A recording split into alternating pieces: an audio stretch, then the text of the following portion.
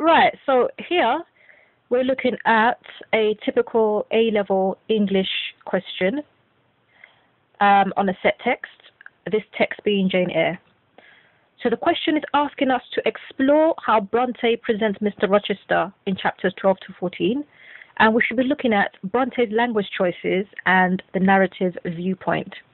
The first thing that I'm going to do is just to highlight what I feel are the keywords, important keywords. The first one being highlight.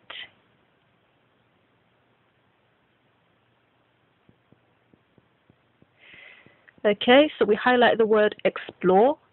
That's very important. And then we also have the keywords of language choices and narrative viewpoint. Okay, what does explore mean? Explore means interpreting a text, looking at the underlying meanings behind it, digging deeper beyond the literal to look at what the writer is getting at.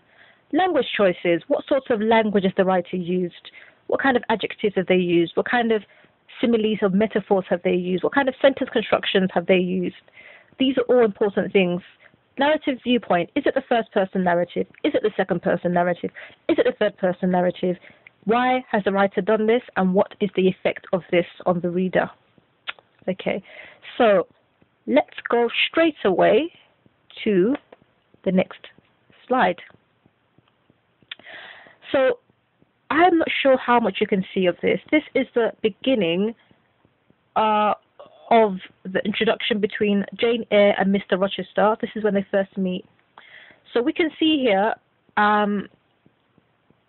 a bit of a chunky paragraph describing the atmosphere when they first meet. Something of the daylight still lingered, and the moon was waxing bright. Straight away, we see two juxtaposed words. Okay, we've got daylight and we've got moon. Two things that we associate as complete opposites. So, his figure was enveloped in a riding cloak.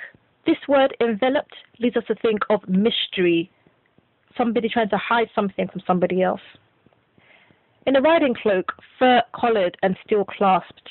Fur-collared leads us to think about the wealth of this person.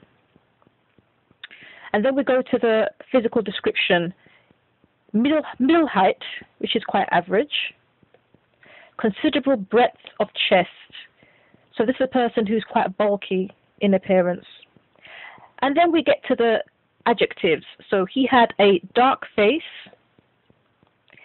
stern features, heavy brow,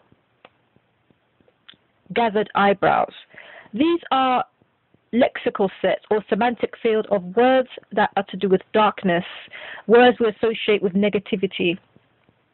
Furthermore, we have words like eyeful and thwarted, which do not paint this person in a very positive light. This is a person who's a very stern person.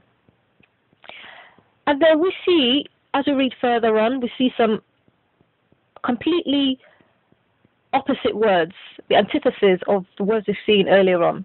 Okay, so had he been a handsome, heroic young gentleman?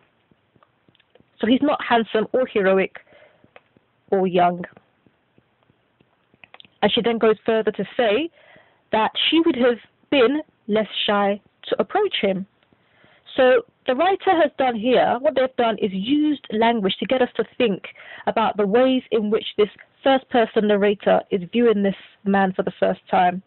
We have different language choices from positive words like daylight, beauty, elegance, gallantry, being contrasted with words like dark, stern, eyeful, thwarted, showing us that she has ambivalent feelings towards this gentleman. She's feeling happy to see him. At the same time, she feels that his mood is one of gloom and dejection. So that is looking mostly at adjectives and the juxtaposing of alternate words.